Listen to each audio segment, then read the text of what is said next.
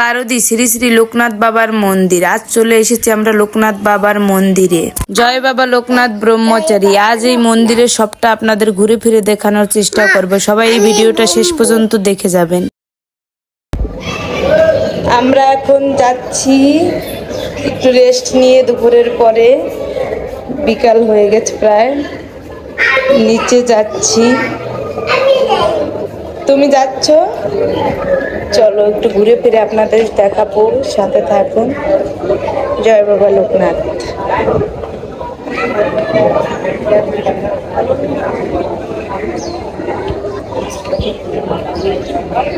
কত লোকজন দেখুন, বাবা তো মহা খুশি।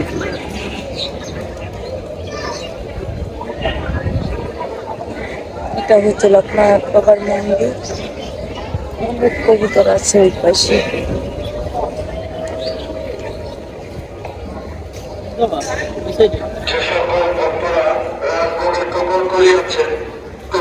এখন দেবে, এখন যাবো আমরা খাবার খেতে।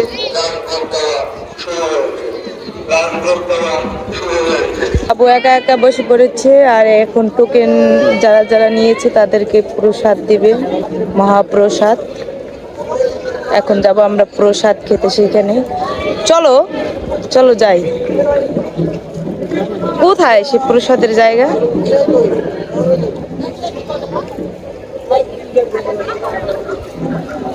অনেক লোকই টোকেন নিয়েছে, যারা যারা টোকেন নিয়েছে সবাই যাবে এখন একসাথে খেতে। তো এখানে নিয়ম আছে, যারা যারা টোকেন করে, এখানে টোকেন করতে হয় প্রসাদ নিতে হলে। তো প্রসাদ নিতে পারে তারাই, আবার যারা টোকেন না করে প্রসাদ পরে থেকে গেলে সবাইকে দিয়ে দেয়। এই নিয়মটা বেশ ভালো লাগলো। সবাই টোকেন করে, টোকেন নিয়ে সবাই ভিতরে যায়, ভিতরে গিয়ে প্রসাদ গ্রহণ করে। প্রসাদ খাওয়াবার পরে আবার যে প্রসাদ বেঁচে যায় সেই প্রসাদ সবাইকে বিলিয়ে দেয়। এখানে দেখুন অনেকগুলো কল আছে। এখানে সবাই আমরা হাত ধুয়ে ভিতরে যাব, এক এক করে ওই টোকেন দেখিয়ে তারপর ভিতরে যেতে হবে। আর এখানে কিন্তু হাজার হাজার কল আছে। এই মন্দিরের চারোপাশে সব জায়গাতে এরকম কল দেওয়া আছে। অনুষ্ঠানের সময় হাজার হাজার লাখ লাখ মানুষ হয়, তখন আর সমস্যা হয় না অত বেশি। অনেক কল আছে ভিতরে, যে যে পাশ দিয়ে বেরোয় সেই পাশ দিয়ে কল পেয়ে যায়। এই মন্দিরের চারোপাশে সব জায়গায় কল আছে এরকমের। এই ভিতরে যেখানে আমরা প্রসাদ গ্রহণ করেছি, এখানে একসাথে ৩-৪ হাজার লোক বসে নিমিশেই খেতে পারে। ভক্তদের তাতে কোনো সমস্যা হয় না। শরীয়তপুর থেকে বারোদি যেতে সময় লাগে 5 ঘন্টা। তার আগেও যাওয়া যায় যদি জ্যামে না পড়া যায় তাহলে। আর এখানে সিস্টেম গুলো আমার খুবই ভালো লাগে। প্রথমে এসে আপনি যাবেন অফিসে গিয়ে একটা ফর্ম দেবে, ওই ফর্মটা পূর্ণ করবেন। ফর্মটা পূর্ণ করার পরে হচ্ছে চাবি দিবে আর রুম নং বলে দিবে। আমাদের রুম ছিল 103, তো আমরা 103 রুমে ছিলাম।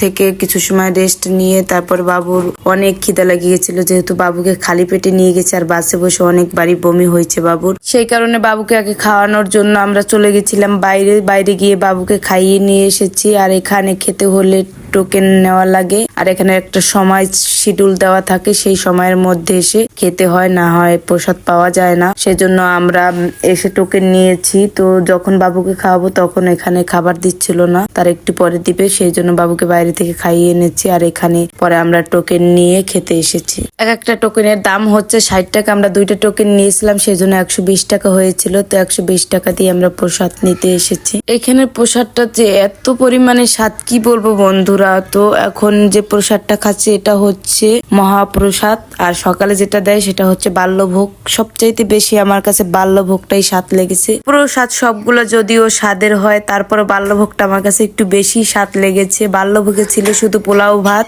আলু সিদ্ধ আর হচ্ছে ডাল, মুগ ডাল। আলু সিদ্ধতে শুধু একটু ঘি আর কাঁচামরিচ দিয়েছে। এত বেশি ভালো লেগেছে, আমি এত বেশি ভালো খেয়েছি বাল্যভোগটা, কি বলবো বন্ধুরা, অসাধারণ স্বাদ। তো আমরা খাওয়া দাওয়া শেষ করে, এটা হচ্ছে দুপুরের খাবার, খাওয়া দাওয়া শেষ করে আমরা একটু বাইরে বেরিয়ে পড়েছি আর চারদিকটা একটু ঘুরে ফিরে দেখছিলাম। এই মন্দিরে আসতে কত টাকা কি খরচ হয় আর কোন জায়গায় কেমন, সবটাই বলার একটু চেষ্টা করব। আপনারা ধৈর্য সহকারে ভিডিওটা দেখবেন। এখানে রাধা কৃষ্ণর বিগ্রহ এত সুন্দর, কি বলবো বন্ধুরা, মনে হচ্ছে জীবন্ত দাঁড়িয়ে আছে এখানে সবগুলো প্রতিমা। অনেক বেশি শান্তি লাগতেছিল। যত কষ্ট করে এসেছি আসতে, কিন্তু আমাদের মোটামুটি অনেক কষ্ট হয়েছে, অনেক খারাপ লাগছে। বাবু অনেকবার বমি করেছে সেই জন্য। তবে মন্দিরে আসার পর জন্য এক নিমেষে সব ক্লান্তি, সব কষ্ট দূর হয়ে গেল। এটা যেন ভগবানের বিশেষ এক মহিমা। ভগবানের মন্দিরে আসলে, ভগবানের কাছে গেলে সব ক্লান্তি, সব দুঃখ কষ্ট এক নিমিষে দূর হয়ে যায়। ভগবান শ্রীকৃষ্ণের অনেক ধরনের কাহিনী লীলা এখানে তুলে ধরা হয়েছে। তার সখীরা দুধ নিয়ে যাচ্ছে, ভগবানের ছোটবেলার লীলা। ভগবান শ্রীকৃষ্ণের সখীরা তার বাঁশির সুরে উন্মোদিত হয়ে আছে। অনেক ধরনের এখানে লীলা তুলে ধরা হয়েছে। মন্দির মানেই হচ্ছে অন্যরকম শান্তি, অন্যরকম অনুভূতি। তখন আর বাহিরের কোনো চিন্তা ভাবনা কিচ্ছু থাকে না। তখন সংসারের চিন্তা, সংসারে কি হলো না হলো, কি থাকলো না থাকলো, কিছুই মনে থাকে না। সব শুধু মন্দিরকে ঘিরে, ভগবানকে ঘিরে এই ভাবনা চিন্তায় মানুষ মগ্ন থাকে। মন্দিরে গেলে দেহ মন পবিত্র হয়ে যায়, আর মনে হয় যে একদম হালকা হয়ে গেল মনটা। লোকনাথ বাবার মন্দির থেকে ঘুরে এসে এখানে আসলাম। আর এখানে লোকনাথ বাবা শিষ্যরা হয়তো বা কেউ হবে, আমি সঠিক জানি না এদের ব্যাপারে কিছুই। তবে মনে হচ্ছে যে ওই পাশে লোকনাথ বাবা বসা, তার শিষ্যরা হবে হয়তো বা, আমি সঠিক জানি না। আপনারা যদি জেনে থাকেন তাহলে জানাবেন। এই মন্দিরে ঘুরে ঘুরে দেখার মতো অনেক কিছু আছে। আরো একটা জিনিস আমার এমন ভাবে চোখে পড়লো, সেটা না বলে আর পারলাম না। এখানে দেখলাম যে হিন্দু, মুসলিম, বৌদ্ধ, খ্রিস্টান কোনো কিছুর কোনো ভেদাভেদ নাই। এখানে সব হিন্দুরা, মুসলিমরা সবাই যাওয়া আসা করে। মুসলিমরাও দিনের পর দিন এসে এখানে বসে থাকে, কত সুন্দরভাবে প্রণাম করে, পূজা দেয়, আবার কত কান্নাকাটি করে লোকনাথ বাবার কাছে। দেখে মনটা ভরে গেল সত্যি। যাই হোক, আমাদের ধর্ম এমনই একটা ধর্ম, কোনো মানুষকে ছোট করে দেখে না, কোনো ধর্মকেও ছোট করে দেখে না, সবাইকে সমান মনে করে। এখানে আমার ভোলে বাবা ভোলানাথের বড় একটা মূর্তি আছে এখানে জলের মধ্যে, খুবই সুন্দর দেখতে। চারপাশটাও এত সুন্দর ভাবে করেছে, যেটা দেখলে বারবারই দেখতে মনে চায়। অনেক সুন্দর। জয় বাবা ভোলানাথ। এই মন্দিরে সবকিছু সুন্দরভাবে করেছে। আর এই পাশে আছে মা দুর্গার মন্দির। এখানে আরো সাধকরা আছে যাদেরকে আমি ভালো চিনি না। লোকনাথ বাবাও আছে। খুবই সুন্দর এই মন্দিরটা, দেখার মতো। ভিতরটা আরো বেশি সুন্দর। মন্দিরের চারপাশ থেকে ঘুরে এসে আমরা একটু বসেছি নারকেল গাছের নিচে। সুন্দর বসার জায়গা আছে। তারপরে কিছুক্ষণ পরে আমরা গেলাম এই মন্দিরের ভিতরে।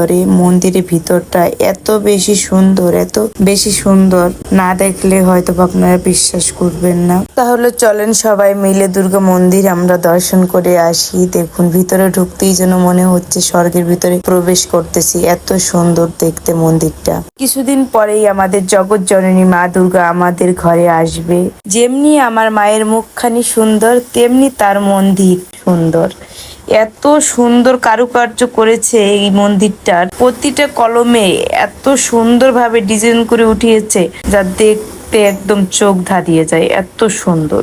আর এইখানের মা দুর্গার প্রতিমা এত সুন্দর হয়েছে, এত সুন্দর হয়েছে, মনে হয় তো জীবন্ত মা দুর্গা এখানে দাঁড়িয়ে আছে।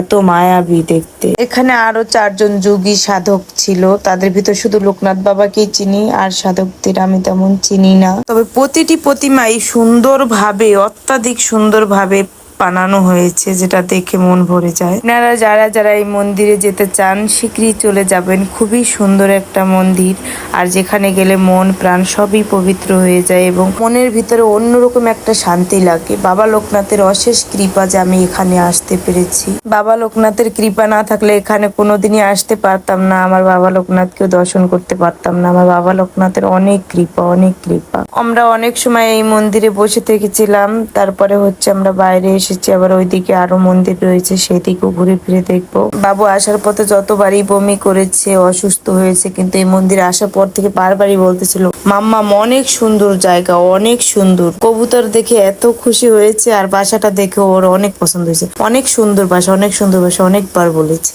বাসায় আসার পরেও কয়েকবার বলেছে, বাবা আমরা দাদুর মন্দিরে যাব। লোকনাথ বাবাকে দাদু বলে, দাদুর মন্দির যাব, মানে একটু বৃদ্ধ টাইপের দেখায়, তো সেই জন্য দাদু। আমার বাবা ওর দাদু ঠিকই তো আছে। বলে দাদুর মন্দিরে যাব, লোকনাথ দাদুর মন্দিরে যাব, চলো, অনেক সুন্দর। লোকনাথ বাবার একটা বই এনেছি, সেই বইটা বারবারই দেখতে চায়। দাদুকে দেখাও, লোকনাথ দাদুকে দেখাও। আমি দেখবো, লোকনাথ দাদু অনেক ভালো। জয় বাবা লোকনাথ। লোকনাথ বাবার অনেক কৃপা। যেদিন আমরা মন্দির থেকে এসেছি তার পরের দিনই আমরা একটা খুশির সংবাদ শুনেছি, আমার বড় বাবুর প্রমোশন হয়েছে, সে এরিয়া ম্যানেজার এখন। আর এই মন্দিরটা এমনই মন্দির, এখানে সব ধর্মের লোক আসে এবং মুসলিমরা এত পরিমাণে বিশ্বাস করে, সত্যি আমি আগে পরে কোথাও এরকম দেখি নাই। এখানে তারা অনেক ভক্তি করে, অনেক কান্নাকাটি করে, এসে লোকনাথ বাবার এখানে এসে মন্দিরে প্রণাম করে, প্রদীপ জ্বালায়, মোমবাতি জ্বালায়। বাবা এত দয়ালু, বাবাকে শ্রদ্ধা ভক্তি করবেই না কেন? বাবার কাছে গেলে কেউ খালি হাতে ফিরে আসে না, কিছু না কিছু বাবা দিয়েই দেয়। এখানে বাবার মন্দিরের সামনে সবাই প্রদীপ, ধূপকাঠি, মোমবাতি জ্বালায়। এখানে আমরাও জ্বালিয়েছিলাম তারপরের দিন। এই মন্দিরটা হচ্ছে শ্রী শ্রী জানকীনাথ ব্রহ্মচারীর সমাধি। শ্রী শ্রী জানকীনাথ ব্রহ্মচারীর সমাধির পরেই হচ্ছে লোকনাথ বাবার সমাধির মন্দির পাশেই। শ্রী শ্রী লোকনাথ বাবার সমাধি মন্দিরে এসেই তার সামনে দেখলাম তার এক পাগল ভক্ত 12 বছর যাবৎ এখানে একইভাবে সাধনা করতেছে। সে 3 দিন মাত্র দুধ খায় আর 4 দিনই না খেয়ে থাকে। সারা দিন এই মন্দিরের সামনে বসে তপস্যা করে। জয় বাবা লোকনাথ, জয় বাবা লোকনাথ, জয় বাবা লোকনাথ। ইনি কে আমি জানি না, তবে এই সাধককে দেখে আমার মনের ভক্তি যেন আরো বেড়ে গেল লোকনাথ বাবার প্রতি। জয় বাবা লোকনাথ। আমিও বাবার সমাধি মন্দিরে এসে প্রণাম করলাম, প্রসাদ নিলাম এখান থেকে। বাবা তুমি সবার মঙ্গল করো। আমি আগেই বলেছিলাম যে এই মন্দিরের পাঠ করব আমি 3টা। আগে একটা ভিডিও আপলোড করেছি, এখন একটা হচ্ছে দ্বিতীয় পার্ট, আর একটা তৃতীয় পার্ট যে কোনো দিন আপলোড করব।